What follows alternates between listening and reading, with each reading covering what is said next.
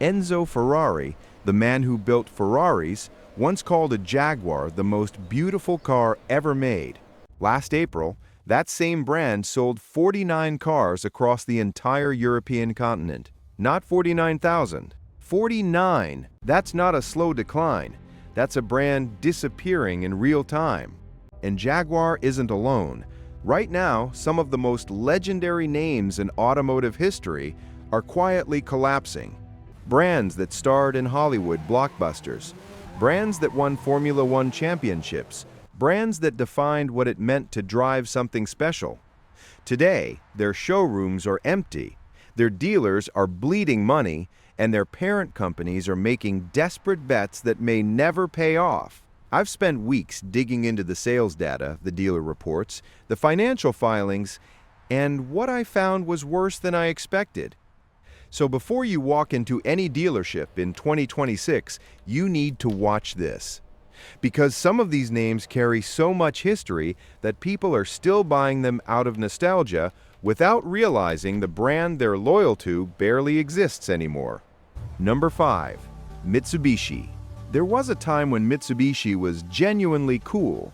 The Eclipse appeared alongside Paul Walker in the original Fast and the Furious, and overnight, every teenager in America, the UK, and Sweden had a poster of it on their wall. Then came the Lancer Evolution, a rally-bred, turbocharged, all-wheel drive machine that embarrassed cars costing twice as much.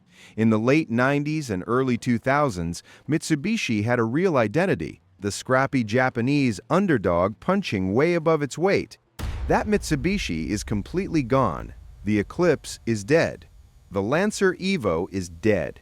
And they killed the Mirage, the last new car you could buy in America, for under $20,000.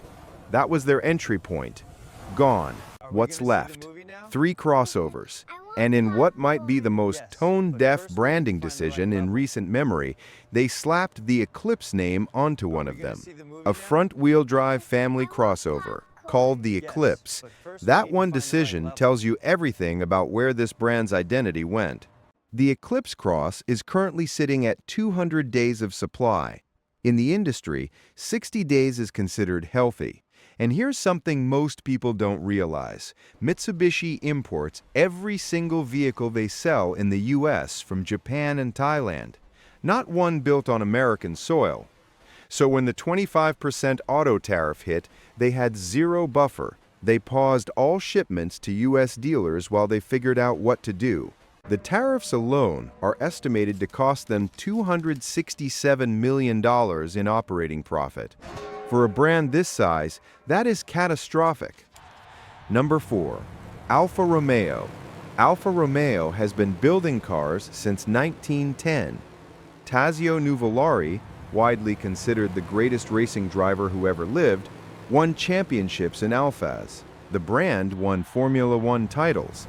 And when Alfa announced their return to the US market in 2017 with the Giulia and the Stelvio, enthusiasts genuinely lost their minds.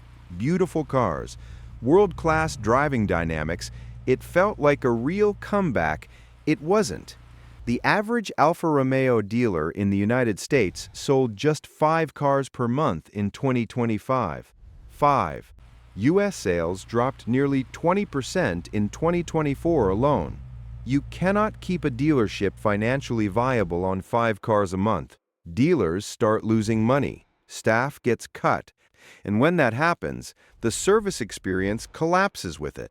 Because what you read on owner forums over and over is the same thing. They love how the car drives, they hate everything else about owning it.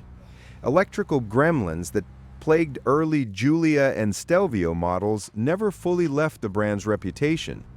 Consumer Reports ranks them near the bottom for reliability every single year. And when someone is cross-shopping an Alfa against a BMW or a Mercedes at $60,000, they almost always go German. Nobody wants to be waiting weeks for parts at that price point. And, to make things worse, Stellantis, Alfa's parent company, just absorbed a €22 billion financial loss. The pressure is enormous, and Alfa Romeo is far from their priority. Number 3. Mini, The original 1959 Mini won the Monte Carlo Rally 3 times. Time magazine named it one of the 100 most influential designs of the 20th century. When BMW relaunched the brand in 2002, they captured that same spirit. Small, fun, go-kart handling, genuine personality. People didn't just buy Minis. They were enthusiasts. They joined clubs. They waved at each other on the road. And now those same people feel like the brand is being designed away from them. The car keeps getting bigger. The 2025 Countryman is now a full-sized SUV. The car, literally named Mini, weighs as much as a compact luxury crossover. And then Mini replaced all physical controls with one large circular touchscreen. Adjusting the temperature now means navigating through multiple menus while you're driving. Owners aren't just annoyed, they're calling it a genuine safety issue. The Mini convertible is sitting at 224 days of supply, nearly 4 times the healthy benchmark. And a fully loaded Countryman now pushes directly into BMW X1 and Audi Q3 territory. At those prices, most buyers choose the badge that carries more weight in a parking lot. Number 2. Infiniti. The G35 and G37 were real driver's cars. Rear-wheel drive, strong engines, sharp handling. When the G37 came out, it was one of the most talked-about sports sedans under $40,000 in the country. Infiniti had found their identity. People were genuinely responding. And then they just stopped. Infiniti peaked in the US in 2017 at over 153,000 units. Sold, by 2004, they were down to 58,700, a drop of over 62% in 7 years. Genesis, a brand that didn't even exist in America 15 years ago, outsold Infiniti. The Nissan Altima, a mainstream family sedan, nearly outsold Infiniti's entire lineup by itself. Let that sink in. The most common description of Infiniti on automotive forums right now is Altimus with leather. The interiors fell behind. The technology fell behind. Buyers moved to Genesis and Lexus, brands that kept evolving, and Infiniti stood still. Now the Q50 is gone. The QX50 and QX55 are being discontinued with no replacements announced. And Infiniti's solution is merging showrooms with Nissan dealerships. You're being asked to spend $60,000 on a luxury vehicle while standing on the same floor as Nissan Rogues and Sentras. That is not a luxury experience. That's a brand that can no longer afford to act like one. And number 1, Jaguar. In 1961, Jaguar unveiled the E-Type at the Geneva Motor Show. Enzo Ferrari called it the most beautiful car ever made. It topped 150 miles per hour, looked like nothing else on the road, and cost a fraction of what Ferrari or Aston Martin charged. For generations, owning a Jaguar meant something genuinely special. Now hear this. In April 2025, Jaguar sold 49 cars across the entire European continent. Not 49,000, 49. That same month in 2004, they had sold 1,961. That is a 97.5% collapse in a single month. Globally, Jaguar's full-year sales dropped to just 26,862 units, an 85% decline from 2018. What happened? Jaguar blew up their entire lineup before replacements were ready. The XE, the XF, the F-Type, all gone. Even the F-Pace, their best-selling model, eliminated. Dealers had nothing to sell. Showrooms went dark, and then came the Copy Nothing marketing campaign, which showed 0 actual cars, no vehicles at all, just fashion models and abstract slogans.